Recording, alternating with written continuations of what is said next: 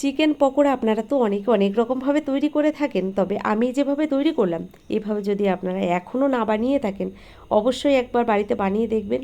নিমেষের মধ্যে কথা দিলাম প্লেট ফাঁকা হয়ে যাবে, কারণ এতটা সুন্দর এতটা টেস্টি হয় আপনারা না বানালে বিশ্বাস করতে পারবেন না।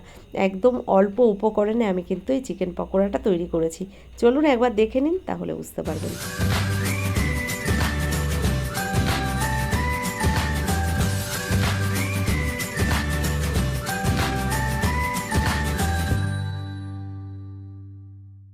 দেখুন, আর চিকেন পকোড়াটা একদমই অন্যরকমভাবে আমি তৈরি করব।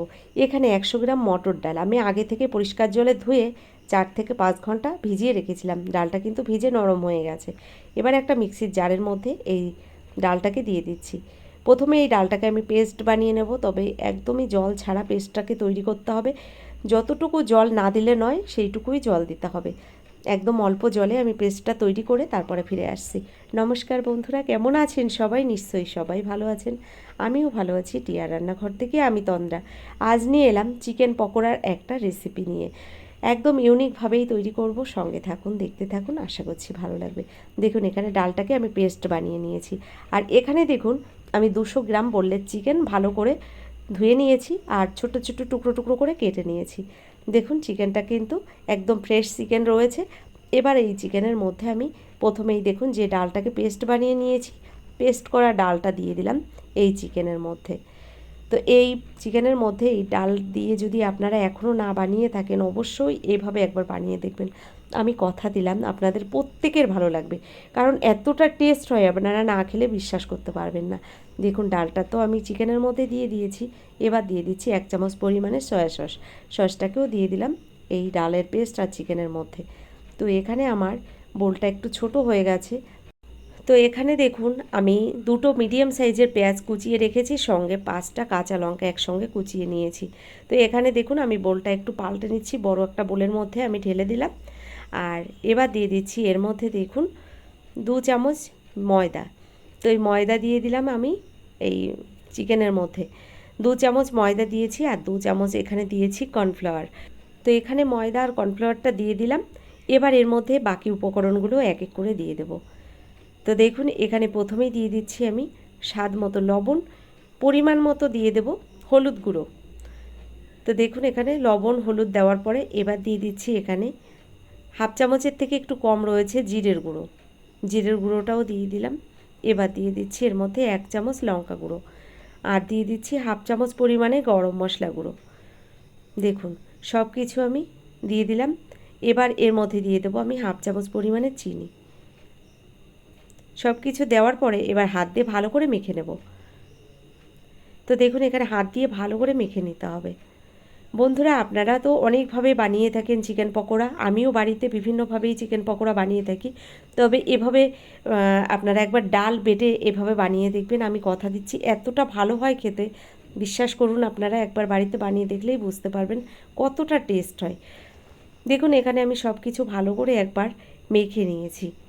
এবার এর মধ্যে আমি দিয়ে দেব 2 চামচ পরিমাণে সাদা তেল। তো মাখাটা যত ভালো হবে এই পকোড়াগুলো কিন্তু খেতেও ততটা সুন্দর হবে। দেখুন, মাখাটা কিন্তু খুব সুন্দর করে আমি এখানে মেখে নিয়েছি। মাখাটা প্রায় হয়ে গেছে। এবার আমি দিয়ে দিচ্ছি 2 চামচ পরিমাণে সাদা তেল। তো বন্ধুরা দেখুন, এখানে আমি সাদা তেলটাও দিয়ে দিলাম। আর সাদা তেলটা দেওয়ার পরে আরও একবার ভালো করে আমি মেখে নিচ্ছি। এই তেলটা দেওয়ার কারণে এই পকোড়া কিন্তু এতটা ক্রিস্পি হবে, খেতেও কিন্তু দারুণ হবে। দেখুন, ভালো করে আমি মেখে নিলাম। তো বন্ধুরা দেখুন, সব কিছু একসঙ্গে ভালো করে আমি মেখে নিয়েছি। এবার আমি 30 মিনিটের জন্য রেস্টে রেখে দেবো। 30 মিনিট বাদে তারপর কিন্তু আমি পকোড়াগুলো ভেজে নেব। দেখুন, এই মাখাটা সুন্দর করে আমি মেখে নিয়ে সাইডে রেখে দিচ্ছি। আর 30 মিনিট বাদে তারপরে আপনাদের ভেজে দেখাবো যে পকোড়াগুলো কতটা সুন্দর হয়। দেখুন, মাখাটা পুরোপুরি রেডি হয়ে গেছে।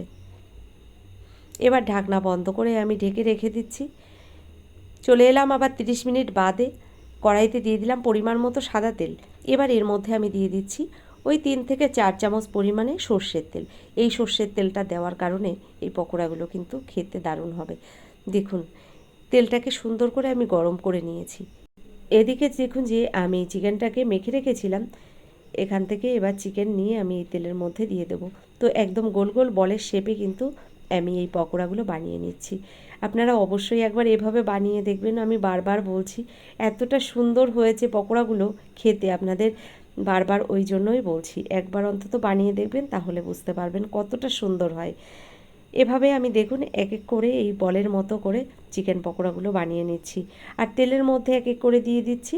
এভাবে কিন্তু আমি গ্যাসের ফ্লেমটাকে রেখেছি লো টু মিডিয়াম ফ্লেমে। পকোড়াগুলো কিন্তু একদম লো টু মিডিয়াম ফ্লেমেই ভাজতে হবে, কারণ চিকেন রয়েছে, চিকেনটা কিন্তু কাঁচা রয়েছে। তাই এখানে যদি আপনি গ্যাসের ফ্লেমটাকে বাড়িয়ে দিয়ে এই পকোড়াগুলো ভেজে নেন, তাহলে কিন্তু চিকেনটা সিদ্ধ হবে না, ওপর দিয়ে পড়ে যাবে, ভেতরটা কাঁচা থেকে যাবে। তো এখানে আমি এমনভাবেই ভাজতে হবে যে পকোড়াটা ভাজার পরে একদম ভেতর পর্যন্ত আস্তে আস্তে সিদ্ধ হয়ে যায় সব কিছু। দেখুন এভাবে আমি গ্যাসের ফ্লেমটাকে লো টু মিডিয়াম ফ্লেমে রেখেছি, আর কিছুটা টাইম ধরে এই পকোড়াগুলোকে ভেজে নেব। তো দেখুন এখানে পকোড়াগুলো কিন্তু আমি সব তেলের মধ্যে দিয়ে দিয়েছি। 1 থেকে 1.5 মিনিট বাদে আমি একটু এভাবে নেড়েচেড়ে উল্টে পাল্টে দিচ্ছি।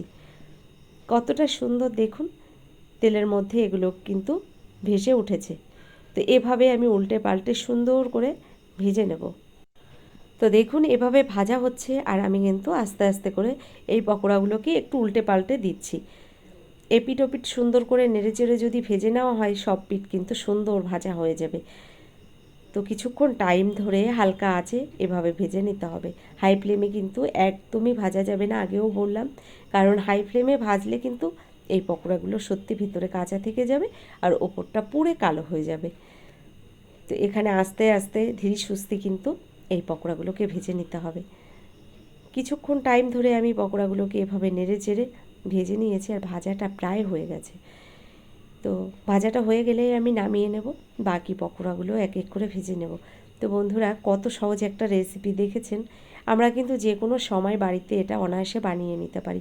অনেক সময় কি করি আমরা, চিকেন পকোড়া বাড়িতে বানাবো, ঝামেলা হবে, হয়তো খেতে দোকানের মতো টেস্ট হবে না, এটাই ভেবে থাকি।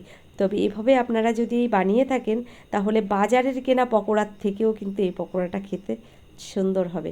দেখুন এখানে পকোড়াগুলো ভাজা হয়ে গেছে, এবার আমি নামিয়ে তেল ঝরিয়ে নেব। তো দেখুন এবার আমি নামিয়ে নিচ্ছি। তো বন্ধুরা কেমন লাগলো আজকের রেসিপিটি অবশ্যই কিন্তু আমাকে লিখে জানাবেন। যদি আমার এই ভিডিওটি আপনাদের ভালো লেগে থাকে, এখনও একটা লাইক দিতে ভুলে গেছেন, অনুরোধ করব একটা লাইক দিয়ে, যারা এখনও আমার চ্যানেলটিকে সাবস্ক্রাইব করেননি অবশ্যই আমার চ্যানেলটিকে সাবস্ক্রাইব করে আমার ভিডিওর পাশে থাকা বেল আইকনটি ক্লিক করে নোটিফিকেশানটা অল করে দেবেন। তাহলে কি হবে, আমার ভিডিও আপলোড করার সঙ্গে সঙ্গে তার নোটিফিকেশানটা আপনার কাছে পৌঁছে যাবে, আর আপনি টাইম মতো ভিডিওটা দেখে নিতে পারবেন। এছাড়া আপনাদের বন্ধুবান্ধবের মধ্যেও কিন্তু আমার এই ভিডিওটা শেয়ার করে দিতে পারেন। দেখুন এখানে আমি পরিবেশন করেছি, কিছুটা স্যালাড নিয়েছি, সঙ্গে নিয়েছি সস। এতটা অপূর্ব স্বাদ হয়েছিল খেতে, একটা খেলে মন ভরবে না, বারবার খেতে ইচ্ছা করবে। তো অবশ্যই আপনারাও একবার একভাবে বানিয়ে খেয়ে দেখুন, আর আমাকে কমেন্ট করে জানান কেমন হয়েছে। বন্ধুরা আজকের মতো এই পর্যন্তই, পরবর্তী ভিডিও নিয়ে আবার চলে আসব।